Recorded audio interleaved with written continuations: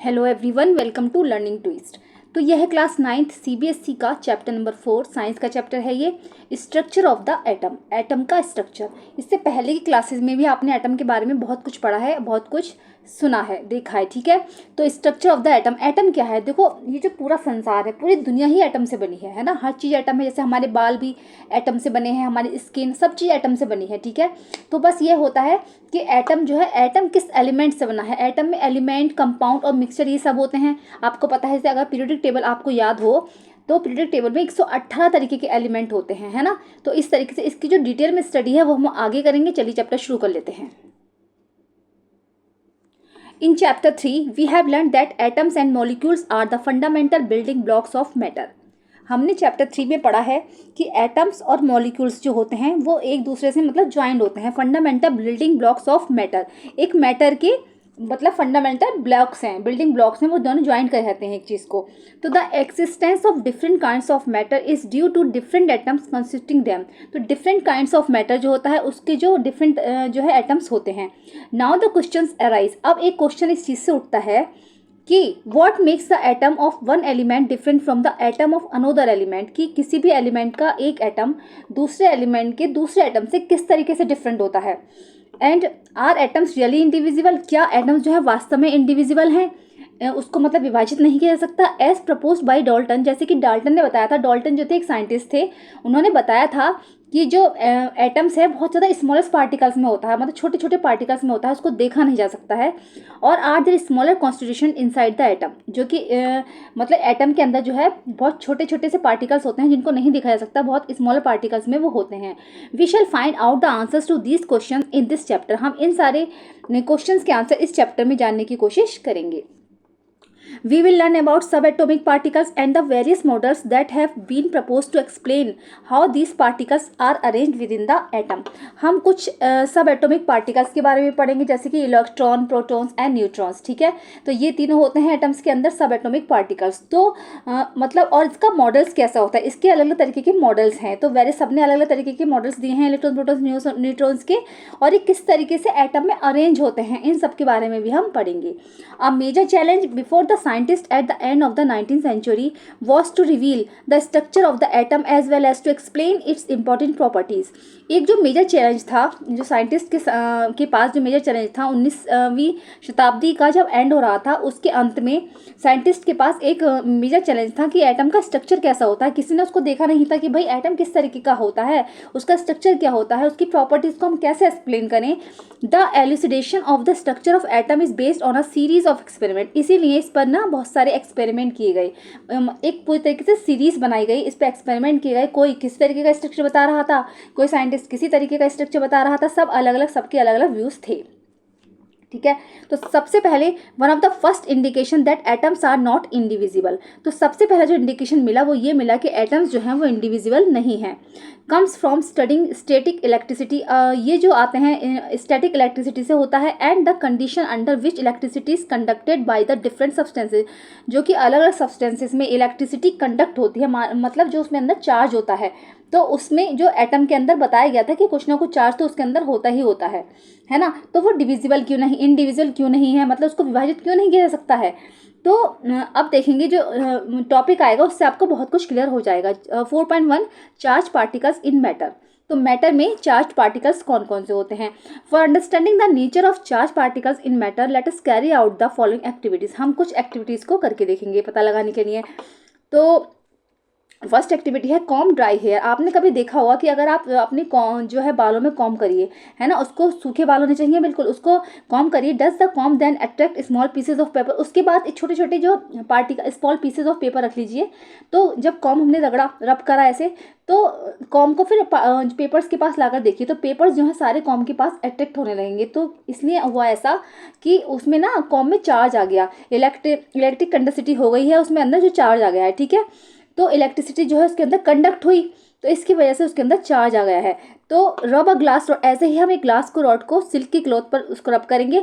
And bring the rod उस rod को near N inflated balloon, एक इन्फ्लेटेड बैलून के पास लाएंगे। तो ऑब्जर्व व्हाट हैपन्स, तो क्या होगा, सेम वैसे ही स्थिति आ जाएगी। इलेक्ट्रिसिटी कंडक्ट उसमें भी होगी क्योंकि उसमें चार्ज होगा, ठीक है, चार्ज होता है यानी कि। तो from these activities can we conclude that on rubbing two objects together they become electrically charged। अगर इस एक्टिविटीज से क्या ये जो है कंक्लूजन निकला कि जब हम दो ऑब्जेक्ट्स को आपस में रगड़ेंगे तो वो इलेक्ट्रिकली चार्ज होंगे, तो यस होंगे। ये where does this charge come from, और ये चार्ज जो होता है वो कहाँ से आता है। This question can be answered bye knowing that an atom is divisible and consist of charge particles. तो इस क्वेश्चन से इस चीज़ का आंसर मिलता है कि जो एटम है वो डिविजिबल है और उसमें जो है चार्ज पार्टिकल्स होते हैं, मतलब उसमें जो कुछ ना कुछ पार्टिकल्स होते हैं जिसमें कि चार्जिंग होती है। तो many scientist contributed in revealing the presence of charge particles in an atom. बहुत सारे साइंटिस्ट ने इसलिए बहुत सारी खोज भी की, उन्होंने देखा, उन्होंने पता लगाया कि एटम्स के अंदर जो चार्ज पार्टिकल्स हैं वो हैं या नहीं हैं। इट वॉज नोन बाई 1900, ऐसा ही पता लगाया 1900 में, that the atom was indivisible particle. उन्होंने पता लगाया कि जो एटम है वो एक इंडिविजिबल पार्टिकल है, मतलब उसको विभाजित नहीं किया जा सकता, बट कंटेन एटलीस्ट वन सब एटॉमिक पार्टिकल। लेकिन उन्होंने बताया कि एटलीस्ट उसके अंदर कुछ ना कुछ सब एटॉमिक पार्टिकल है, मतलब यानी कि इलेक्ट्रॉन प्रोटॉन में से कुछ ना कुछ तो उसके अंदर है। The electron identify by J Thomson. Electron की खोज सबसे पहले जो है जे थॉम्सन ने की। उन्होंने देखा कि एटम के अंदर जो है इलेक्ट्रॉन है। Even before the electron was identify E Goldstein in 1886। उससे पहले भी एक तो जो है जे थॉम्सन ने इलेक्ट्रॉन की खोज करी, लेकिन उससे पहले ही 1900 में तो ये हुई, लेकिन उससे 4 साल पहले 86 में discovered the presence of new radiation in a gas discharge and called them canal रे। उन्होंने देखा कि जब डिस्कवर करा उन्होंने कि एक गैस निकलती है और जिसको कि कैनाल रेस कहा जाता है। These rays were positively charge radiation, और इनके अंदर क्या होता है, पॉजिटिवली चार्ज रेडिएशन होता है, which ultimately lead to the discovery of another sub atomic. जिससे क्या हुआ, एक और सब एटॉमिक रेडिकल की जो है खोज हुई। जैसे पहले तो इलेक्ट्रॉन की खोज हुई थी, उससे पहले हुआ था ये, है ना, 86 में, और ये जो बात थी 1900 की थी, ठीक है। तो क्या हुआ, the sub atomic particles had a charge equal in magnitude but opposite in sign to that to the electron. तो इनका मैग्नीट्यूड तो जो होता था वो इक्वल है दोनों का, इलेक्ट्रॉन का भी, और प्रोटॉन, इसको प्रोटॉन नाम दिया गया। इलेक्ट्रॉन प्रोटॉन का जो है इक्वल मैग्नीट्यूड था, लेकिन क्या था, इनका जो चार्ज था वो एक दूसरे के अपोजिट था। इलेक्ट्रॉन पर निगेटिव चार्ज होते हैं इलेक्ट्रॉन, और प्रोटॉन जो होते हैं वो पॉजिटिव चार्ज होते हैं। तो its mass was approximately 2000 times as that of the electron. इसका मास जो था इलेक्ट्रॉन के मास के 2000 टाइम्स था, बराबर था। It was given the name of proton, इसीलिए इसको जो है प्रोटॉन नाम दिया गया। In general an electron is represented as E. Electron को हम ई से रिप्रेजेंट करते हैं, उस पर उसके ऊपर -1 का चार्ज होता है, and a proton as P, इसके ऊपर +1 का होता है। The mass of proton is taken as 1 unit and its charge as +1। Proton का 1 यूनिट होता है, लेकिन इस पर पॉजिटिव चार्ज होता है, और इलेक्ट्रॉन पर नेगेटिव चार्ज होता है, ठीक है। Electron is considered to be negligible and its charge is -1।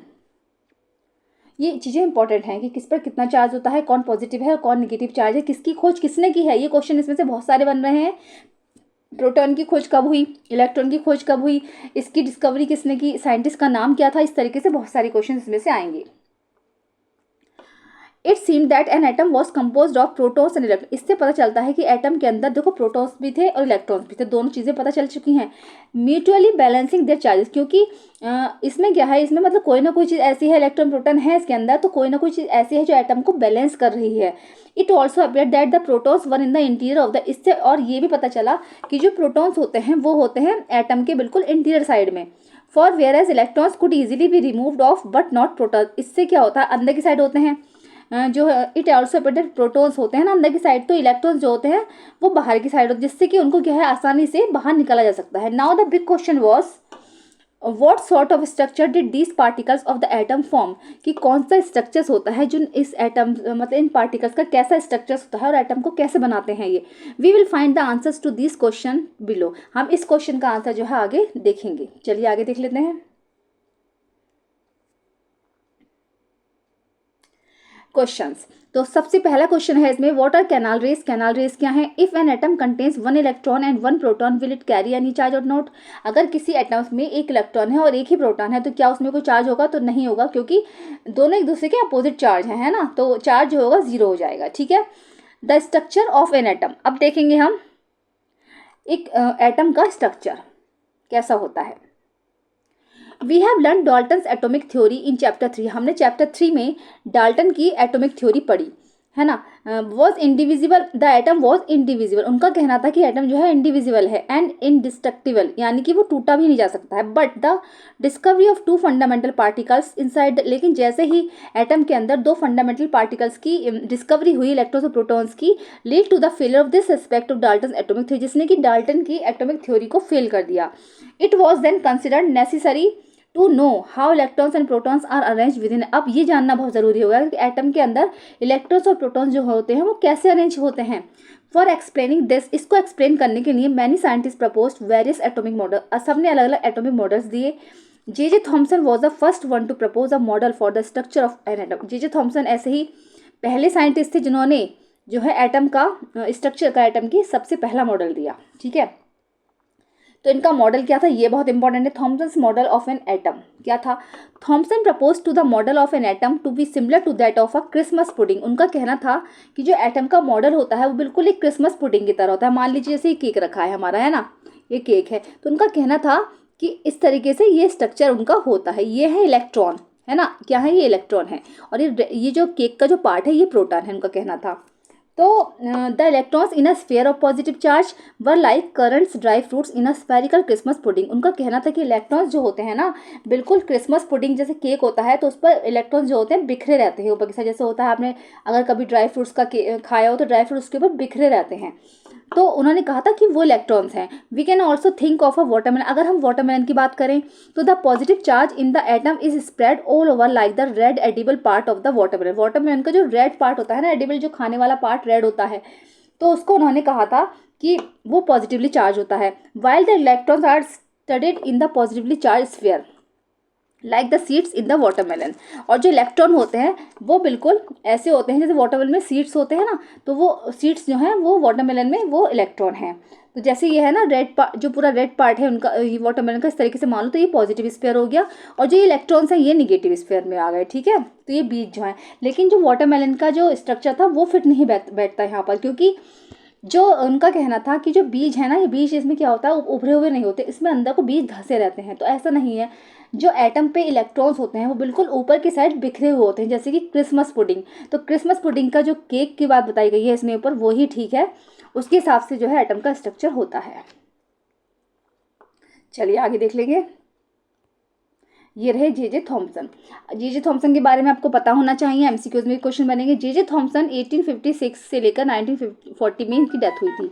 A British physicist was born in Cheetham Hill, a suburb of Manchester. ठीक है, on 18 December 1856 he was awarded the Nobel prize in physics in 1906। 1906 में उनको Nobel prize भी मिला था physics में, for his work on the discovery of electron, अपने काम के लिए जिन्होंने इलेक्ट्रॉन्स की खोज की थी। He directed the Cavendish laboratory at Cambridge for 35 year. उन्होंने जो है कैवेंडिश लेबोरेटरी में, कैम्ब्रिज में, ठीक है, 35 साल तक उसको डायरेक्ट किया। And 7 of his research assistant subsequently वोन नोबेल प्राइज, और उनके साथ जो 7 और रिसर्च असिस्टेंट थे उनको भी नोबेल प्राइजेस दिए गए।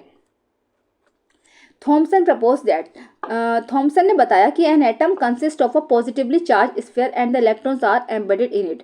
उन्होंने बताया था कि एटम्स में जो होता है कि पॉजिटिवली चार्ज, तो अब तो है, मतलब उन्होंने बताया था कि एटम्स के अंदर पॉजिटिवली चार्ज होता ही होता है। एंड द इलेक्ट्रॉन्स आर, और इलेक्ट्रॉन्स जो होते हैं इसके ऊपर उभरे हुए होते हैं। The negative and positive charges are equal in magnitude. और उनका कहना था कि जब नेगेटिव और पॉजिटिव चार्ज दोनों होते हैं तो वो मैग्नीट्यूड में इक्वल होते हैं। So the atom as a whole is electrically neutral. इसीलिए जो एटम होता है वो इलेक्ट्रिकली न्यूट्रल होता है, क्योंकि +1 है और -1 है, तो +1 -1 कट जाएंगे तो न्यूट्रल हो जाएगा वो, क्योंकि चार्ज दोनों है, नेगेटिव भी है उसके अंदर और पॉजिटिव भी है, तो इसीलिए वो इलेक्ट्रिकली न्यूट्रल होता है। Although Thomson's model explain that atoms are electrically neutral.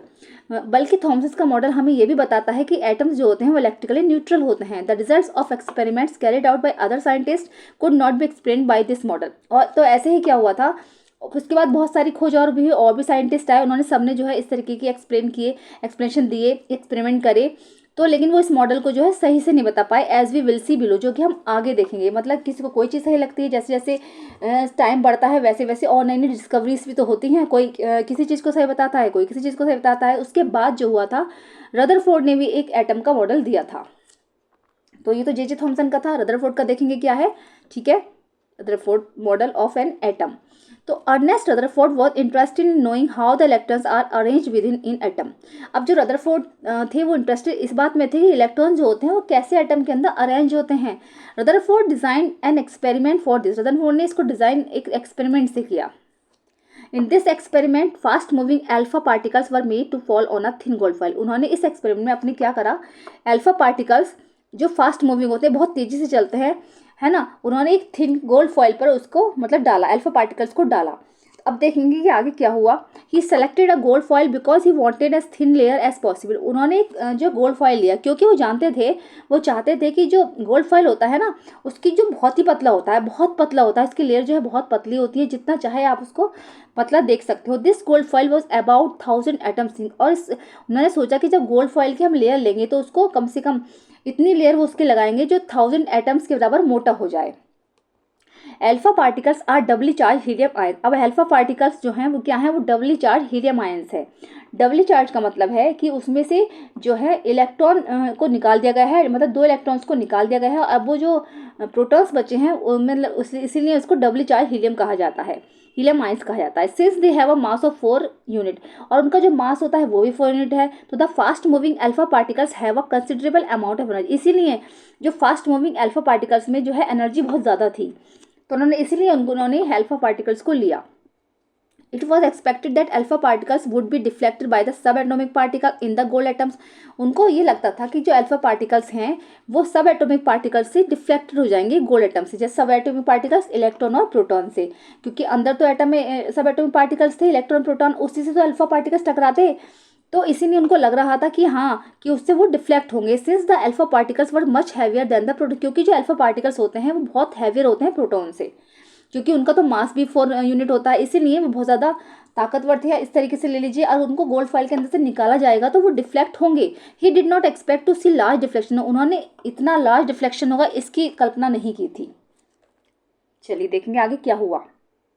तो देखो ये जो है इसको आप गोल्ड फॉइल का बोल लीजिए, ये जो है राउंड राउंड से जो है इस सर्कल जो बनाएंगे, ये जो लेयर बनाई गई हैं, और अल्फा पार्टिकल्स ये जा रहे हैं, अल्फा पार्टिकल्स डाले गए हैं इस पर, ठीक है। तो देखते हैं क्या हुआ है। But the alpha particle scattering experiment gave totally unexpected result. लेकिन जब उन्होंने ये सब करा तो इसका जो रिजल्ट था वो बिल्कुल अनएक्सपेक्टेड रहा। The following observation were made. इससे क्या होता है जो है ये जो सब ऑब्जर्वेशन थी ये निकल के आई। एक तो ये हुआ, most of the fast moving alpha particles pass straight through the gold foil. जितने भी अल्फा पार्टिकल्स थे, मतलब अधिकतर अल्फा पार्टिकल्स जो थे जब गोल्ड फॉइल से टकराए, है ना, तो क्या हुआ था, वो सीधे ही निकल गए थे। जैसे ये है, देखो ये अल्फा पार्टिकल्स हैं, तो ये बिल्कुल गोल्ड फॉइल से टकराए सीधे निकल गए, है ना, सीधे निकल, कुछ तो सीधे निकल गए।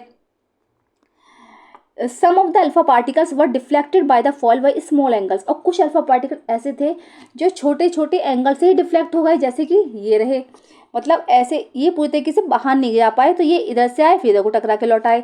ये ऐसे ही जो ये इधर से टकराए तो ये इधर साइड को लौट गए। तो इस तरीके से कुछ पार्टिकल ऐसे थे जो छोटे छोटे एंगल से डिफ्लेक्ट हुए। Surprisingly 1 out of every 12,000 particle. लेकिन सबसे आश्चर्य की बात ये थी कि इसमें से 12,000 में से एक पार्टिकल्स ऐसे थे, मतलब हर 12,000 में एक अल्फा पार्टिकल ऐसा था जो कि मतलब गया तो लेकिन वो दोबारा वापस लौट आया। तो in the words of Rutherford के शब्दों में अगर देखें तो this result was almost as incredible. उनका जो रिजल्ट था ये बहुत ज़्यादा इनक्रेडिबल रहा। As if you fire a 15 inch shell at a piece of tissue paper and it comes back and hits you. इसी तरीके से आप आइडिया लगा लो। उनका ये कहना था, उनके शब्दों में अगर लगाएं तो कि 15 इंच की तोप के गोले को अगर हम एक टिश्यू पेपर से मतलब टकराएं तो क्या आप उम्मीद कर सकते हो, टिश्यू पेपर पर अगर 15 इंच का गोला पड़ रहा है भाई इतना लंबा, तो टिश्यू पेपर से क्रॉस ही नहीं होगा वो, और फिर दोबारा से वो लौट आएगा। तो उनको बहुत ज़्यादा इस बात से मतलब हिट हुआ कि हो क्या रहा है ये थे रदरफोर्ड। देखो ई रदरफोर्ड 1871 में इनका जन्म हुआ था और 1937 में इनकी डेथ हुई थी। Was born at Spring Grove on 13 अगस्त 1871। जिनका जन्म हुआ था स्प्रिंग ग्रोव में 13 अगस्त 1871 को। He was known as the father of nuclear physics. उनको न्यूक्लियर फिजिक्स का फादर कहा जाता था। He is famous for his work on radioactivity. और वो अपने काम के लिए बहुत ज़्यादा प्रसिद्ध थे। उन्होंने रेडियो एक्टिविटी की खोज की थी and the discovery of the nucleus. और उन्होंने न्यूक्लियस की भी खोज की of an atom with the gold foil experiment. जो उन्होंने गोल्ड फॉइल एक्सपेरिमेंट किया था उसके लिए वो बहुत ज़्यादा पॉपुलर थे। He got the Nobel prize in chemistry 1908। उनको केमिस्ट्री में 1908 में नोबेल प्राइज़ भी दिया गया। आपको छोटी छोटी चीज़ें याद रखनी है। चलिए आगे देखते हैं फिर क्या हुआ। Let us think of an activity in an open field to understand the implications of this experiment. आइए इस एक्सपेरिमेंट को हम ओपन फील्ड में करके देखते हैं, है ना। तो let a child stand in front of a wall with his eyes close. मान लीजिए एक वॉल है, ठीक है, ये वॉल है एक, है ना, और यहाँ पर एक बच्चा खड़ा है, ठीक है, इधर एक बच्चे को खड़ा कर दिया है हमने, है ना। मान लीजिए इस तरीके से मान लीजिए। अब क्या हो रहा है, जैसे हम पत्थर फेंकेंगे, पत्थर दीवार पर मारेंगे, यहाँ मारा, यहाँ मारा, यहाँ मारा, यहाँ मारा, ठीक है, तो उसकी आंखों में पट्टी बांध दी है, तो उसको जो है पत्थर की आवाज़ सीधे सुनाई दे रही है ना।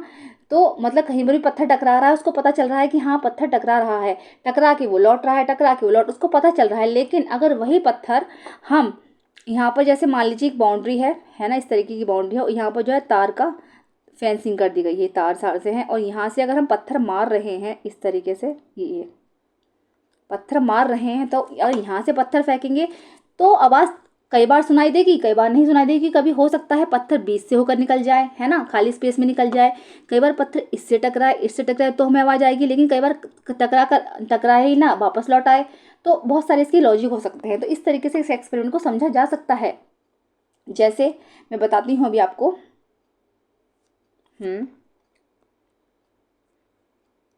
He will hair a sound when each stone strikes the wall. देखो बच्चे की बात है इसमें, तो यानी कि वो सुनाई तो देगा उसको साउंड, क्योंकि हर बार जब पत्थर टकराएगा वॉल से तो सुनाई देगा। If he repeats this 10 time, लेकिन अगर इसी एक्टिविटी को 10 टाइम्स करेंगे, he will here the sound 10, तो उसको 10 टाइम्स ही ये पत्थर सुनाई देगा। But if a blindfolded child were to throw stones at a barbed wire fence, most of the stones would not hit the fencing and no sound would be heard. कई बार होगा टकराएंगे ही नहीं, तो उसको जो है आवाज़ सुनाई नहीं देगी। This is because there are lots of gaps in the fencing, क्योंकि ये सब इसलिए हैं क्योंकि फेंस के बीच में बहुत ज़्यादा गैप है।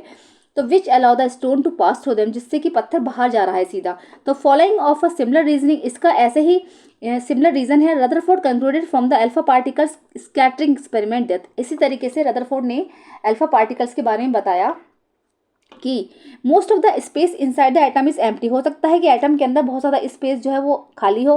Most of the alpha particles pass through the gold foil without getting tip. इसीलिए बहुत सारे जो अल्फा पार्टिकल्स थे वो गोल्ड फॉइल के अंदर से टकराए, तो जो और वो बिना डिफ्लेक्ट हुए लौट आए। वेरी फ्यू पार्टिकल्स वर डिफ्लेक्ट, कुछ पार्टिकल्स जो है बहुत कम पार्टिकल्स डिफ्लेक्ट हुए फ्रॉम देयर पाथ, अपने पथ से, क्योंकि indicating that the positive charge of the atom occupies very little space. हो सकता है कि एटम के अंदर जो पॉजिटिव चार्ज एटम हो बहुत कम हो। ऐसे थर्ड है, a very small fraction of alpha particles were deflected by 180 degree. कुछ स्मॉल फ्रैक्शन अल्फा पार्टिकल्स के थे वो 180 डिग्री से मतलब टकराए और वापस आ गए। Indicating that all the positive charge and mass of the gold atom were concentrated in a very small volume with in the atom. इससे ये पता चला कि एटम के अंदर जो पॉजिटिव चार्ज हैं, जो पार्टिकल्स हैं, वो बहुत कम मतलब कम मात्रा में है, स्मॉल वॉल्यूम में है बहुत ज़्यादा। तो from the data he also calculated that the radius of the nucleus is about 10⁵ times less than the radius of the atom. अब ये सब एक्सपेरिमेंट तो हो गए, लेकिन इसके बाद एक चीज़ और पता चली कि उन्होंने न्यूक्लियस की खोज की। इस चीज़ से उन्हें पता चला कि जो न्यूक्लियस की रेडियस है वो 10⁵ टाइम्स लेस है, किससे, एटम की रेडियस से। 10⁵ का मतलब है 1,00,000 टाइम्स, 1,00,000 गुना, है ना, कम है किससे, एटम की रेडियस से। तो ऑन द बेसिक ऑफ इस experiment Rutherford put forward the nuclear model of an atom which had the following features. इस बात से उन्होंने जो कुछ मॉडल दिया अपना, रदरफोर्ड ने ही मॉडल दिया अपना। There is a positively charge centre in the atom called the nucleus. उन्होंने कहा कि एटम के अंदर कुछ ना कुछ पॉजिटिवली चार्ज सेंटर है जिसको कि न्यूक्लियस कहा जाता है। Nearly all the mass of an atom resides in the nucleus, कि न्यूक्लियस के अंदर ही एटम का सारा मास होता है। The electrons revolve around the nucleus in circular. उनका कहना था कि जो इलेक्ट्रॉन्स होते हैं वो न्यूक्लियस के चारों ओर सर्कुलर पथ में जो है घूमते रहते हैं। थर्ड पर आया the size of the nucleus is very small, कि न्यूक्लियस का साइज जो है बहुत छोटा होता है as compare to the size of the atom, atom के साइज की तुलना में। ठीक है, न्यूक्लियस यानी बहुत छोटा सा होता है। तो इससे उन्होंने, इस एक्सपेरिमेंट से उन्होंने न्यूक्लियस की भी खोज की। ठीक है, तो चलिए अब नेक्स्ट टॉपिक आएगा drawbacks of Rutherford's model of the atom. अब रदरफोर्ड का जो मॉडल था एटम का, इसके भी कुछ ड्रॉबैक थे, तो उसको हम आगे देखेंगे। वीडियो बहुत लंबी हो रही है, ठीक है। तो वीडियो कैसी लगी है जरूर बताइए, पसंद आई है तो उसको लाइक करिए, चैनल पे फर्स्ट टाइम विजिट करें तो प्लीज़ सब्सक्राइब करिए, साथ में बेल आइकन भी प्रेस करिए। मिलते हैं नेक्स्ट वीडियो में। Thank you so much.